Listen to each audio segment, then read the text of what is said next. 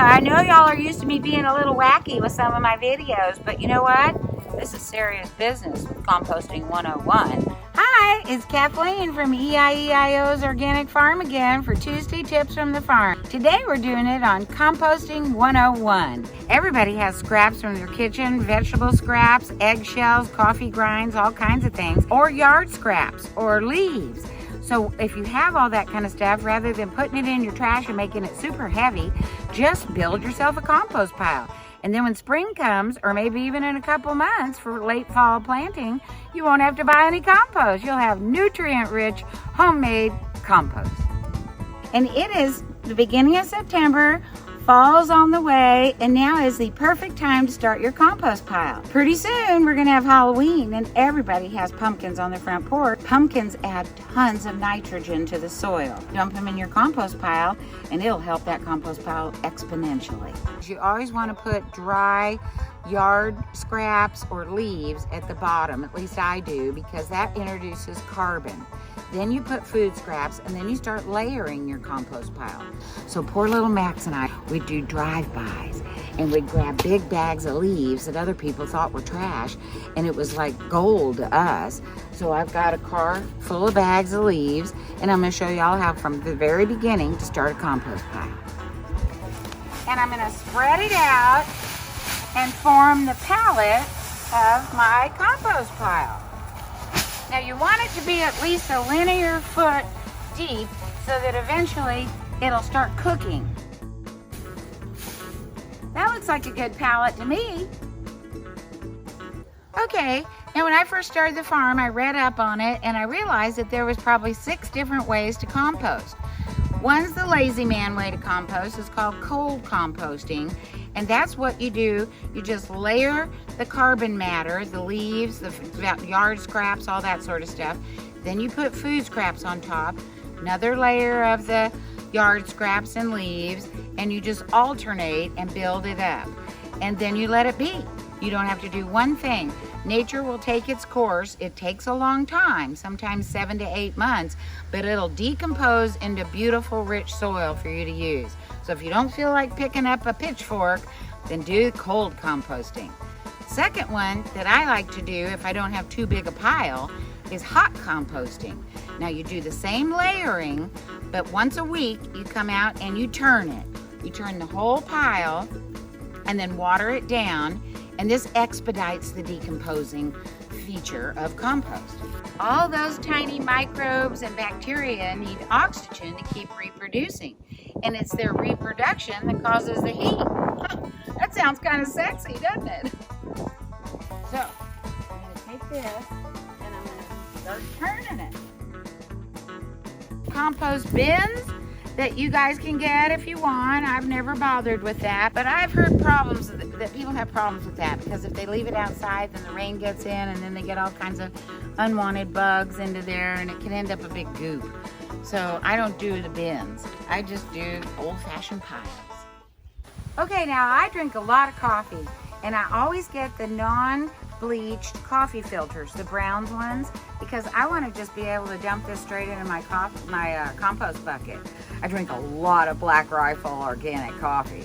So I'm just going to put this, dump it right in the compost, and that filter will biodegrade. For those of you that don't have the space or aren't interested in building your own compost pile, but yet you still want to save your scraps so your trash is less heavy, then you get one of these. It's a stainless steel composter. Keep it under your kitchen sink. Continue to put your eggshells, your coffee grinds, your vegetable scraps in here. And there is a curbside composting pickup program in Austin, and I'm sure other cities, where you can donate your scraps to. They'll either pick them up in front of your house, or you can bring containers full to them, and sometimes they'll swap you out for good, fully matured compost. Every day I'll clean out the sink and bring the scraps out and put them in a big bucket. The other day I did not have a lid on it. It had rained, and rain had gotten all in the bucket, and I looked in there and it was moving around with all these maggots. It was just so gross. And I looked at it and I was like, well, I don't know if I'm gonna put you in the compost pile, and chickens sure like maggots. Yeah, I'm gonna do it. So I took the whole bucket and I dumped it in the chicken coop, And I'll tell you what, we got double eggs that evening. If it hasn't rained in your bucket, then I just take my bucket and I bring it on out to the field. So, as far as from your house, there's do's and don'ts of what goes in the food scrap bucket. You can put in things like eggshells, but not the whole egg. You'd put a lot of coffee grinds in there. Put in grapefruit, put in dead leaves, put in tomatoes. You can put in dead flowers, lemons, any kind of vegetable scrap, which you cannot put in your compost unless you want a lot of rodent trouble or to contaminate your eventual beautiful nutrient-rich compost. Do not put meat scraps, do not put any oils or fats, do not put cheeses, do not put bread, do not put any pieces of chicken.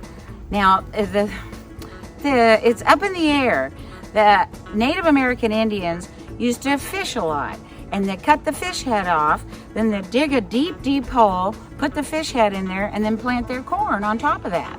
And it made the corn flourish. So I have used fish scraps before, but you'll read in some places that you're not supposed to use any meats, chicken, fish, anything. So your choice. I've had people ask me, well, what if I don't buy organic vegetables? Can I put them in my compost?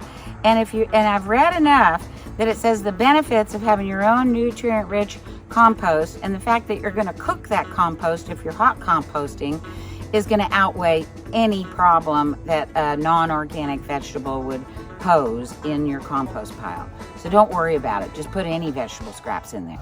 It's kind of gross. I'm going to spread this out on here. And woo, does it stink? But it's going to make good dirt. So I'm going to spread all this out over here. Oh, so now you've got this. And now you want to top it again with some more dry matter, some more carbon. So I'm going to take this and I'm going to cover it up with some more leaves. You can also use grass clippings, but if you use any chemicals or pesticides on your lawn, you can't use those grass clippings. So, moral of that story is don't use any chemicals or pesticides on your lawn, and you can use all the grass clippings you want on your compost pile. You do thin layers. Bingo. So now I'm just going to leave this for like a week. Leave it just like this. Now mine's inside a gated area. You might want to put a little fence around yours so that the neighborhood dog doesn't come in and dig it up. But he's not going to be that much interested in a rotten tomato.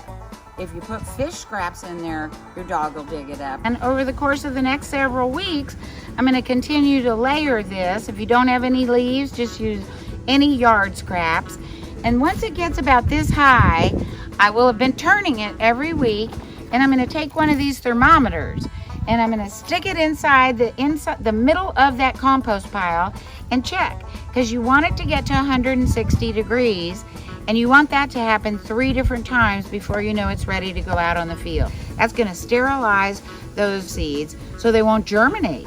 One time, all of a sudden, this vine started growing out of my compost pile, and I ended up with this vegetable I'd never seen before. The neck of it looked like a zucchini, and then it belled out into a yellow squash. I called it a squash. It was because my compost pile hadn't gotten to 160 several times, so those seeds that were in there germinated, and I ended up with squash. Now, one other thing that I just love, when I come out here on a 26-degree day in January, I'll see steam coming off my compost pile. It almost makes you want to run over there and warm up. But, it probably smells pretty bad, so I don't do that. But it's cool to see steam coming off your compost pile in the middle of January. Now, I've heard also tales about compost piles just combusting and catching on fire. Well, I can imagine if all they are is hog shit and leaves and no moisture, that could possibly happen. When humans come home from work, they want a glass of wine to relax. Guess what wine does for bacteria? It gets them jump-started. Pour any leftover wine on your compost pile, and it instantly starts that bacteria working. Another kind of wacky tip, if you have any friends that are hairdressers, or you know a salon nearby, or you're cutting your kid's hair on the front porch, collect all those little pieces of hair. If you're clipping your toenails or your fingernails, and so long as there isn't polish on them, Hair and toenails and fingernails have tons of nitrogen. You can put them in your compost pile. It's crazy, but it helps. I'm gonna dig in here and get some nice rich soil that I can use on my fall broccoli right now.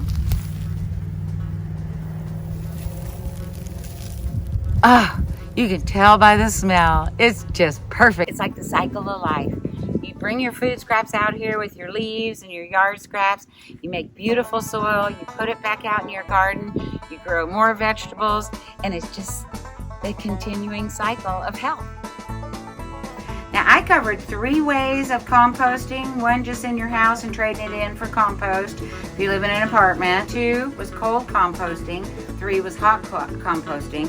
There's a whole nother kind of composting which I love. If you're a worm freak like me, it's called vermicomposting. But that's a whole nother video, and we'll come to that sometime this fall. Thank you so much for watching Composting 101. If you learned something in this video, please like and share us with your friends.